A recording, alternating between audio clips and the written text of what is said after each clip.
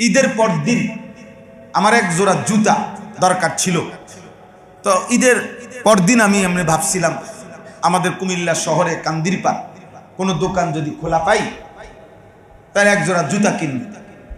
তো গেছি, গিয়ে একটা দোকান খোলা পাইছি, দোকান জুতার দোকান। ঢুইকা ওনারে বললাম, ভাই আজকে ঈদের পর দিন, আজকেই আবার দোকান খুলে ফেললেন, আজকেও কি আরো বেচা কিনা বাকি রয়েছে? এমনি বললাম আর কি। উনি বলতেছে, না হুজুর, আমি কাস্টমারের জন্য বেচা কেনার জন্য দোকান খুলি নাই, খুলছি গত 1 মাস, রোজার মাস 15-20 দিন টানা রাত দিন বেচছি, ঠিক মতো কোনো কিছু মিলাইতারি নেই, কোনো রকম সব মাল বেচছি তুইছি। এখন আজকে ভাবছি একটু নিরিবিলি, এখন কি বেচলাম, কদ্দুর কি হইলো, আয় ব্যয় ওটা বসে বসে মিলাইতে আছি, মাল স্টকে আছে কদ্দুর নাই কদ্দুর, এগুলো। তাহলে আমার বুঝে আসলো যে হায়, এক জুতার দোকানদারও রমজান শেষ হওয়ার পর হিসাব মিলাইতেছে তার 1 মাসের বেচা কিনা। এক বুটমুড়িওয়ালাও নিশ্চয় মিলাইছে যে আমার পুরা মাসে বুটমুড়ি বেচা কেমন হইল আয় ব্যয়। এক ইমানদার আমাদের হিসাব করা উচিত। রমজান পরবর্তী আল্লাহ তাআলা বলছিলেন, আমার ইচ্ছা রমজানে বান্দা তোমাকে 3টা জিনিস দেব, লাআল্লাকুম তাত্তাকুন। 1, তোমাকে মুত্তাকি বানাবো, গুনাহ থেকে বাঁচবা, নেক আমলে অভ্যস্ত হবা, এরকম একটা জজবা তোমার মধ্যে তৈরি হবে, এটা আমি আল্লাহ তাআলা চেয়েছি। 2, লাআল্লাকুম তাশকুরুন, তুমি আমার শুকর আদায় করবা, এই শুকরের মেজাজ, আল্লাহর প্রতি কৃতজ্ঞ হওয়ার মেজাজ তোমার মধ্যে তৈরি হবে, আমি আল্লাহ তাআলা এটা রমজানের মাধ্যমে তোমার দ্বারা করাইতে চেয়েছি। 3 নাম্বার, লাআল্লাহুম ইয়ারশুদুন, যেন আমার প্রতিটা বান্দা হেদায়েতের রাস্তা, জান্নাতের রাস্তায় চলতে পারে, পাইতে পারে, রমজান দ্বারা আমি এটা দিতে চেয়েছিলাম। তো আমি আল্লাহ তো চেয়েছি এবং ব্যবস্থাপনাও করছি, সব কিছু সাজাইয়া দিছি। এবার তুমি বলো তাকওয়ার কি অবস্থা, শুকরের কি অবস্থা, হেদায়েতের কি অবস্থা? বল। শুক্রবার দিন সন্ধ্যা থেকে নিয়ে আজকের মঙ্গলবার পর্যন্ত এই কয়েকদিনে যাদের আবার আগের মতো 5 ওয়াক্ত নামাজ যাদের কপালে জুটলো না, আবার আগের মতো যারা বিড়ি সিগারেট, চা দোকানের আড্ডা, নাটক, সিনেমা, সুদ, কিস্তি, কিশোর যুবক ছেলেরা বাপ, তোমরা যারা আবার আগের মতো নারী, ছবি, মোবাইল, অশ্লীলতা, বেহায়াপনায় আগের মতোই বেনামাজি জিন্দিগি, ঈদের দিনে গান বাদ্য বাজনা বাজি সব করলা, আল্লাহরে সাক্ষী রেখে বলো যে 30 দিনের পরে আল্লাহর দেওয়া এত বড় শ্রেষ্ঠতম মাসের এইটার এই ঔষধের টেম্পার 1 সপ্তাহ থাকবে না, একদিনও থাকবে না। সাহাবায়ে কেরাম জিজ্ঞেস করছেন, ইয়া রাসূলুল্লাহ, মাঝে মাঝে আমাদের অবস্থা এমন হয় যে আমরা 10 জন 15 জন একত্রে কথা বলার জন্য আমাদের এমন কোনো জায়গাই নেই, রাস্তার পাশে না বসলে কথা বলাই আমাদের পক্ষে সম্ভব হবে না, আমাদের এছাড়া কোনো উপায় নেই। মা লানা বুদ্দুন ফি মাজালিসি আন নাতাহাদ্দাসা ফিহা, কথা বলার জন্য আমাদের নিরুপায়, আমরা রাস্তার পাশে আমাদেরকে নিরুপায় হয়ে কখনো কখনো বসতে হয়। তখন আমরা কি করব? আল্লাহর নবী সাল্লাল্লাহু আলাইহি ওয়াসাল্লাম বলেছেন, ফাআতুত তারিকা হাক্কা, যদি না বসে কোনো উপায়ই না থাকে, বসতেই হবে, তাহলে তোমরা রাস্তার হক আদায় করো। রাস্তার কি আদায় করো? হক আদায় করো। তো সাহাবায়ে কেরাম জিজ্ঞেস করেছেন, ইয়া ওমা হাক্কুত তারিক, রাসূলুল্লাহ সাল্লাল্লাহু আলাইহি ওয়াসাল্লামকে বলছেন যে রাস্তার হক কি? তাহলে নবী সাল্লাল্লাহু আলাইহি ওয়াসাল্লাম বললেন, 1 নম্বর গদ্দুল বাসার, চোখ নামায় রাখা। রাস্তা দিয়ে মানুষ চলাচল করবে, নারীরা, তো তাদের দিকে তাকিয়ে না থাকা, চোখের হেফাজত। এক কথা, যে দৃশ্য যাকে দেখানোর অনুমতি আমার জন্য নাই তাকে কি না দেখা, এটা হলো রাস্তা। 1 নম্বর দৃষ্টি অবনত করা, গদ্দুল বাসার। 2 নম্বর কাফুল আদা, রাস্তা থেকে কষ্টদায়ক জিনিস সরিয়ে দাও, কলার ছিলকা, বাদামের খোসা, আলপিন, এরকম যে কোনো কিছু ময়লা পড়ে আছে, তো সেটা কি করে দেওয়া, পরিষ্কার করে দাও, সরিয়ে দাও। 3 নম্বর রাদ্দুস সালাম, কেউ সালাম দিলে সালামের কি দেওয়া, জবাব। 4 নম্বর আমরুন বিল মারুফ, যে কোনো মানুষকে নেক কাজের আদেশ করা, ওয়া নাহিয়ুন আনিল মুনকার। 5 নম্বর হচ্ছে গুনার কাজ থেকে নিষেধ করা। এক মুমিনের জীবনে অল্প সময় হোক আর বেশি সময় হোক, সর্বাবস্থায় তার ভিতরে মানুষকে নেক কাজের প্রতি উৎসাহিত করা, গুনার কাছ থেকে ফেরানোর চেষ্টা করা, এই ফিকির একটা মুসলমানের সর্বসময়ের একটা ফিকির। সম্ভাবনার যে কোনো সুযোগকে কাজে লাগানো, যে কোনো সুযোগ, 1 মিনিটের সুযোগেও কাজে লাগাবে। এটাও মুমিনের একটা সিফাত, ইমানদারের একটা বৈশিষ্ট্য, যে নিজের জীবন চলার পথে আল্লাহর বান্দাদেরকে নেক কাজের প্রতি উৎসাহিত করে, গুনার কাজ থেকে নিষেধ করে, ক্ষণিকের জন্য, 1 মিনিটের জন্য। এটা একটা ফিকির। আমরা অনেক সময় বলি আমার কথা শুনবে কে, আমি কইলে আর শুনবো কয়জনে, আমি আর একজনে বলে কি করব। এগুলো সব হইল শয়তানের ওয়াসওয়াসা, নফসের ধোঁকা। সবাই বক্তা হইতে হবে জরুরি না, সবাইকে সবাই চিনতে হবে এটাও জরুরি, এটা কি না জরুরি না। সারা বাংলাদেশ আমাকে চিনলে আমারই কি আর আপনাদের কি, মনে করেন না চিনলে সমস্যা কি? কোরআনুল কারীমের মধ্যে 25 জন নবী এবং রাসূলের নাম আছে। কতজন?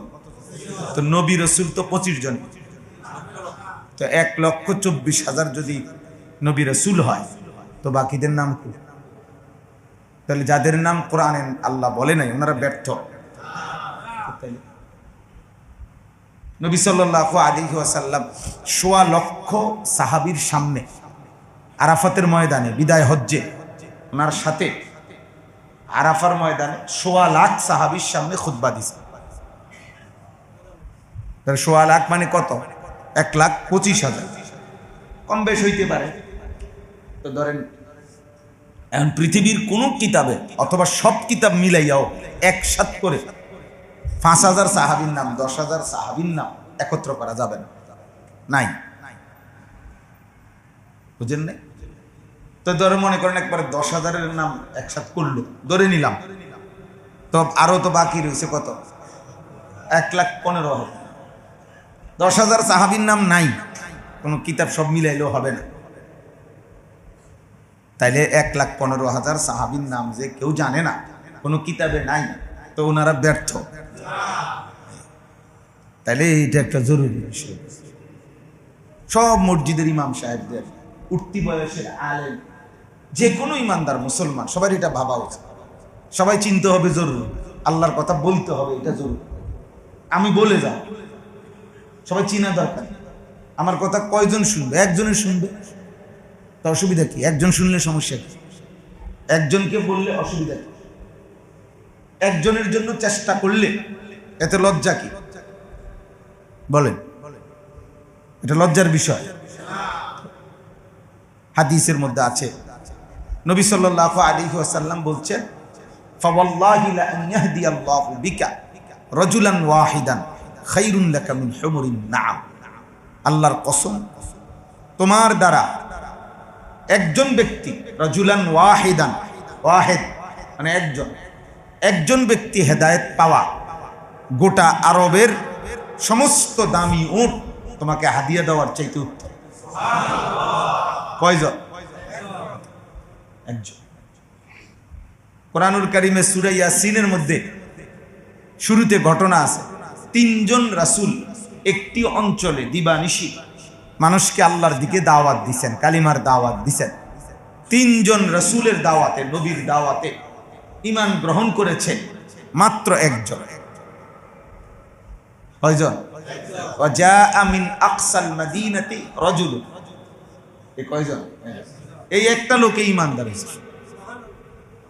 3 জন রাসূল ওয়াদরিব লাহুম মাসালান আসহাবাল কারইয়া ইয জাআহাল মুরসালুন ইয আরসালনা ইলাইহিম ইসনাইনি ফাকাযযাবুহুমা ফাআজ্জাজনা বিসালিসিন। এই মোট তিনজন। ফাকালু ইন্না ইলাইকুম মুরসালুন, তিনজন রাসূল, অথচ কালিমাওয়ালা হয়েছে কয়জন? তো বলেন 950 বৎসরে হযরত নূহ আলাইহিস সালামের হাতে ঈমানদার হইছে সর্বোচ্চ 80 জন। মোট 950 বৎসর। কি ব্যাপারটা কি? খামখেয়ালি কথা। 950 বছর বুঝেন? 950 টাকা নাকি? 50 টাকা কমে 1000। 950 বছর কি মামুলি কথা? আমার আপনার বাপ দাদা 14 গোষ্ঠীর কয়জনের হায়াত একসাথ করলে 950 বছর হবে?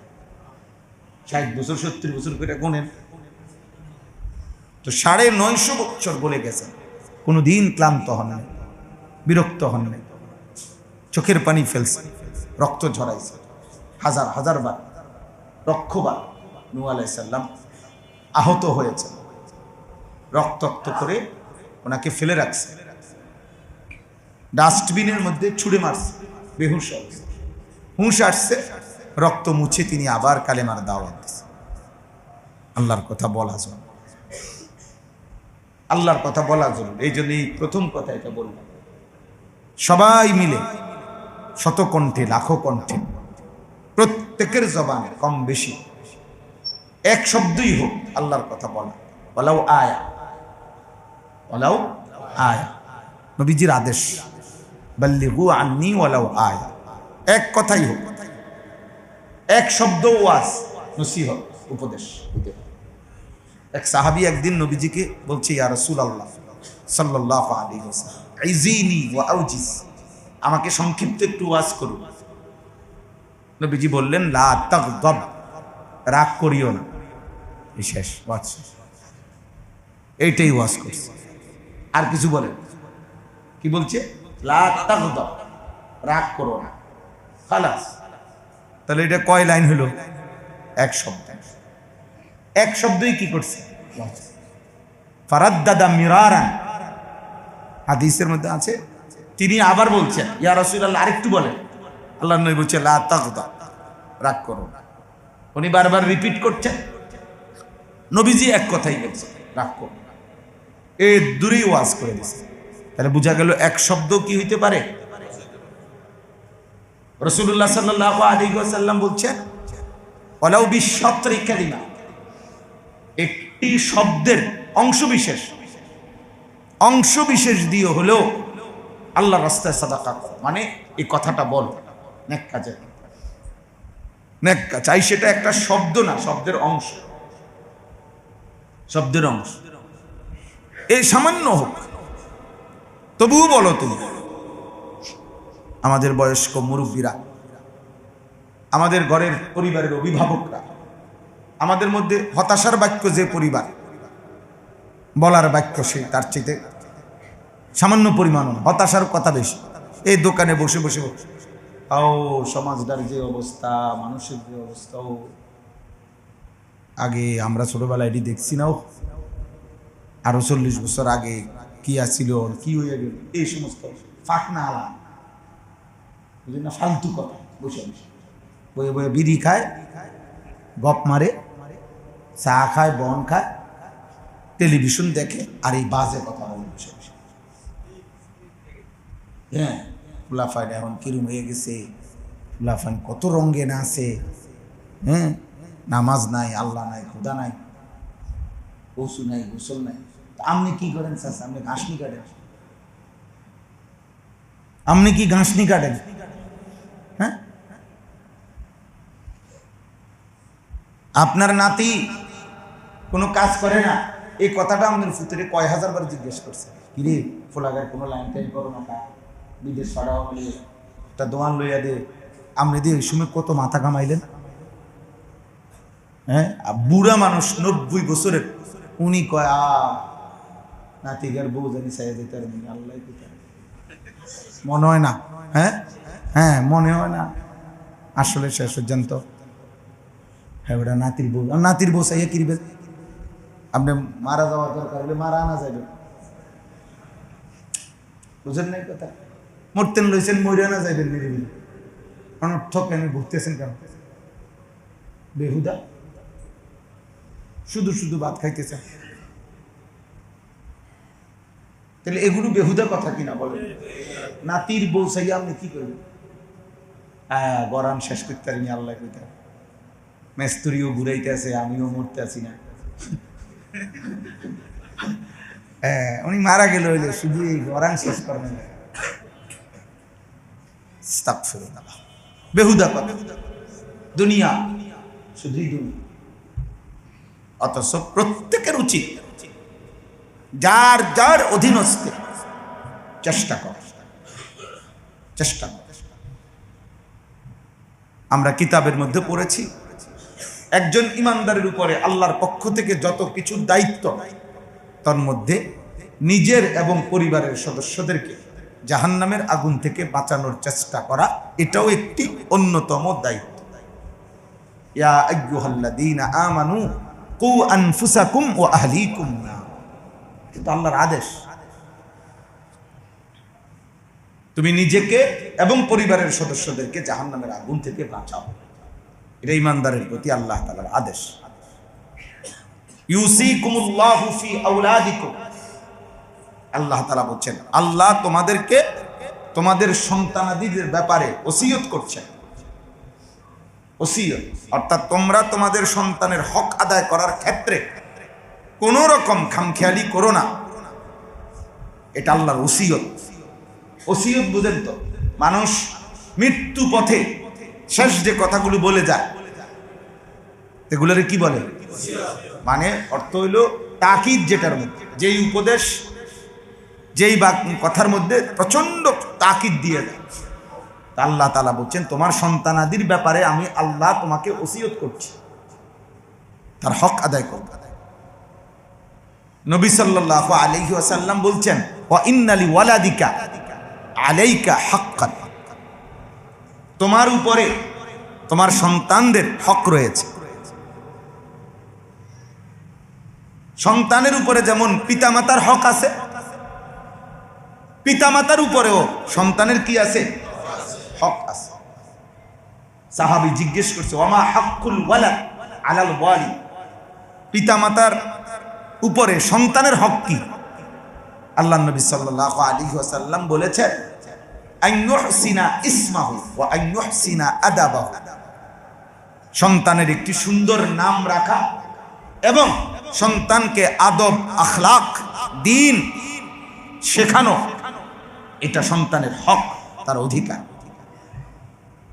আর বান্দার হক নষ্ট করলে, বান্দা যদি মাফ না করে আল্লাহ মাফ করবেন। এই জন্য আপনার ফুত কিন্তু বান্দা, আমনেও বান্দা। নবীজি দোয়া করতেন আল্লাহুম্মা ইন্নী আবদুক ইবনু আবদিক ইবনু আমাতিক, আল্লাহ আমি আপনার বান্দা, আমার আব্বাও আপনার বান্দা, আমার মাও আপনার বান্দা। তাইলে সে তো আল্লাহর বান্দা, আপনি যে তার হক নষ্ট করলেন, 7 বছর বয়সে তাকে দ্বীন শেখাইলেন, আল্লাহ চিনাইলেন না, কোরআন তাকে সহি শুদ্ধ করাইলেন না, তো নিশ্চিত আপনি রেডি থাকেন হাসরের ময়দানে আল্লাহর কাছে কি জবাব দিবেন। আপনার সন্তান এটা বলবে, এটা জরুরি বিষয়। নবীগণ ওনারা ওনাদের দোয়ায় আল্লাহ তাআলার কাছে উত্তম সন্তান, সন্তানদের দ্বীন বংশধরে এর জন্য দোয়া করে গেছে। আর আল্লাহ তাআলা এটা বলছেন, এটা মুমিনেরও সিফাত। এক মুমিন তার বংশধরের জন্য কি ভাববে? আল্লাহ বলছে কি ভাববে? রব্বানা হাবলানা মিন আজওয়াজিনা ওয়া যুররিয়াতিনা কুররাতা আ'য়ুন। এই যে পরিষ্কার আল্লাহ তাআলা বলছে এক মুমিন, এক ঈমানদার তার বংশধরের ব্যাপারে কি দোয়া করবে? আল্লাহ আল্লাহ যেমনি গরানের কাম জিভুতের দিকে চাইয়া গরানের কাম শেষ করে তৌফিক দেন। হুজুরের কাছে দোয়াতে হুজুর ধরেন 200 টাকা রাখেন, রবিবারে ডালাই, দোতলার ছাদ ডালাই, খাস করে কদ্দুর দোয়া করে আল্লাহ যেন বান তুফান থেকে কি করে হেফাজত। রবিবারে ছাদ ঢালাই, এটার জন্য খাস দোয়া করতে। আমি একবার একজন এরকম খাস দোয়া করতে বলছি, আর আমি বলছি যে দোয়া করি যেন ছাদ ডালাইয়ের দিন ডাকবে যায় নিচের দিন। কি কখনো আমি বলি তাহলে স্বাভাবিক দোয়া তো হইলো ছাদ ডালাই, খাস দোয়া কি তাহলে আপনি বলেন, আপনি মনে বলে দেন খাস করে কি দোয়া করতে। এটা হলো গুরুত্বপূর্ণ বিষয়, ছাদ ডালাই দোয়া। তো আল্লাহ তাআলা বলেন মুমিন ইবাদুর রহমান, আল্লাহর প্রিয় বান্দারা বংশধরের জন্য কি দোয়া করে? রব্বানা হাবলানা মিন আজওয়াজিনা ওয়া যুররিয়াতিনা কুররাতা আয়ুন। আল্লাহ আপনি আমার স্ত্রী এবং সন্তানদেরকে এমন বানান যেন তাদের ঈমান, আমল, তাকওয়া দেখে আমার চক্ষু ঠান্ডা হয়েছে। কুররাতু আইন, চক্ষু শীতল হয়েছে।